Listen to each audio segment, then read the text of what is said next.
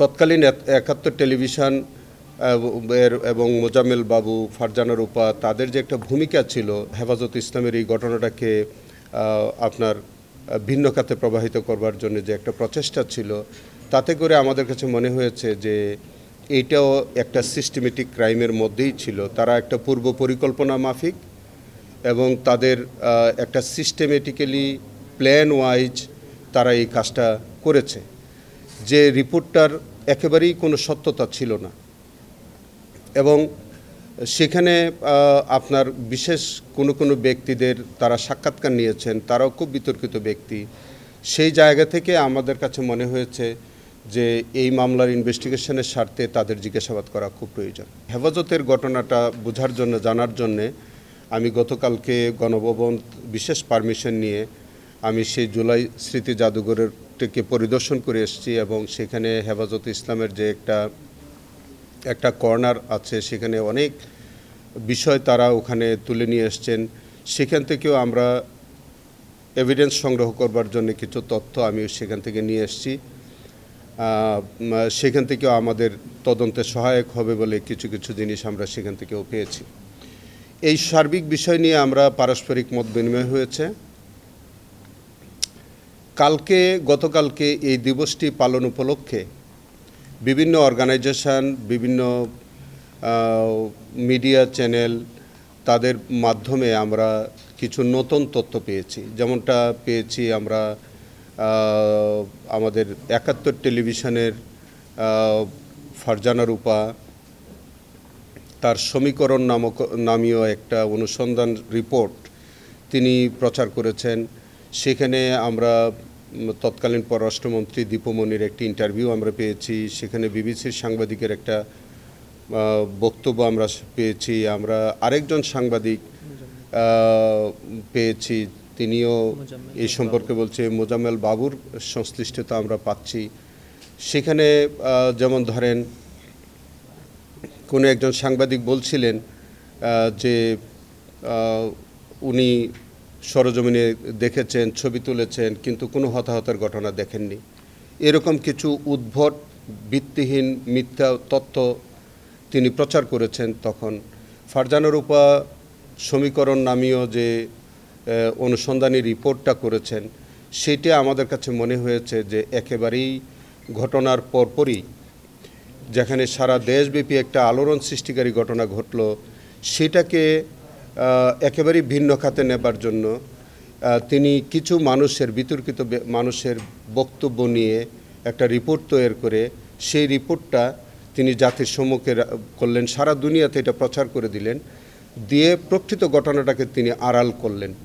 সেক্ষেত্রে এই যে বিষয়টা, তৎকালীন একাত্তর টেলিভিশন এবং মোজাম্মেল বাবু, ফারজানা রূপা তাদের যে একটা ভূমিকা ছিল এই হেফাজত ইসলামের এই ঘটনাটাকে আপনার ভিন্ন খাতে প্রবাহিত করবার জন্য যে একটা প্রচেষ্টা ছিল, তাতে করে আমাদের কাছে মনে হয়েছে যে এইটাও একটা সিস্টেমেটিক ক্রাইমের মধ্যেই ছিল। তারা একটা পূর্ব পরিকল্পনা মাফিক এবং তাদের একটা সিস্টেমেটিক্যালি প্ল্যান ওয়াইজ তারা এই কাজটা করেছে। যে রিপোর্টটার একেবারেই কোনো সত্যতা ছিল না এবং সেখানে আপনার বিশেষ কোনো ব্যক্তিদের তারা সাক্ষাৎকার নিয়েছেন, তারাও খুব বিতর্কিত ব্যক্তি। সেই জায়গা থেকে আমাদের কাছে মনে হয়েছে যে এই মামলার ইনভেস্টিগেশনের স্বার্থে তাদের জিজ্ঞাসাবাদ করা খুব প্রয়োজন। এই কারণে আজকে আমরা মোজাম্মেল বাবু, যিনি ইতিমধ্যে বোধহয় জেলে আছে, এবং দীপমণি, যিনি পররাষ্ট্রমন্ত্রী ছিলেন, তিনি ইন্টারভিউ দিয়ে একেবারেই শেখ হাসিনার অবিকল কথাটা তিনি বলেছেন। তাহলে দুইজনের বক্তব্য একরকম হয় কেমন করে? যে তিনিও কিন্তু একই রকম বলছেন, রক্তমাখা রং মেখে বসেছিল, টুপি পাঞ্জাবি পরে এমনভাবে বসেছিল, পুলিশ আসছে, দৌড় দিয়েছে। তারপরে বিদেশের সাংবাদিকদের সাথে তিনি এরকম একটা উদ্ভট ইন্টারভিউ দিয়েছেন, যেখানে একেবারেই হেফাজতের ইসলামের এই ঘটনাটাকে একেবারে ভিন্ন খাতে উনি প্রবাহিত করলেন। তাতে মনে হচ্ছে যে উনি পররাষ্ট্রমন্ত্রী হিসাবে তিনি সরকারের এই যে সিস্টেমেটিক বা প্ল্যান ওয়াইজ যে কাজটা, সেটার মধ্যে তারও সম্পৃক্ততা ছিল।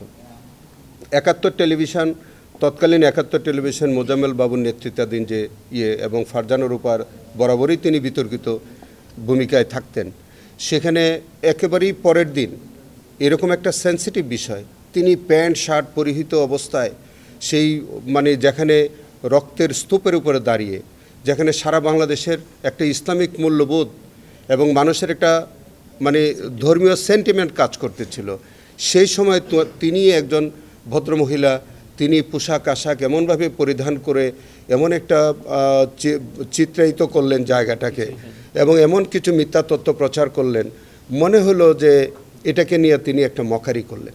তার এই যে বিতর্কিত ভূমিকা এবং তিনি যেসব ব্যক্তিবর্গের সাক্ষাৎকার নিলেন, সব কিছু করলেন, তো সব কিছু মিলিয়ে আমাদের কাছে মনে হয়েছে যে এই মানুষগুলোকে, বিশেষ করে ফারজানা রূপা, মোজাম্মেল বাবু, পররাষ্ট্রমন্ত্রী দীপমণি, তারপরে আর কে একজন, এই তিনজনকে আপাতত আমরা তারা যেহেতু হেফাজতে আছে, তাদেরকে আমরা প্রোটেকশন চেয়েছি। আগামী তারিখে আমরা হয়তো আমাদের এই কেসে সোনেরেস্ট দেখাবো, এবং সেখানে দেখানোর পরে তাদেরকে আমরা সেফ হোমে নিয়ে আমাদের প্রয়োজনীয় জিজ্ঞাসাবাদ করব এই মামলার স্বার্থে, এবং তাদের যদি সংশ্লিষ্টতা পাওয়া যায় তাদেরকে এই মামলার মধ্যে আনা যাবে। এইগুলো নিয়ে সার্বিক বিষয়গুলো কথাবার্তা হয়েছে। আগামী 7 তারিখে এটার ডেট আছে। আপনারা দোয়া করেন যাতে আমরা ব্যাপকভাবে এই বিষয়টার উপরে আমরা কাজ করে যাচ্ছি। আশা করছি যে এর মধ্যেই আমরা ইনশাল্লাহ রিপোর্ট, একটা সাবস্টেন্টিভ রিপোর্ট ইনশাল্লাহ আমরা সাবমিট করব।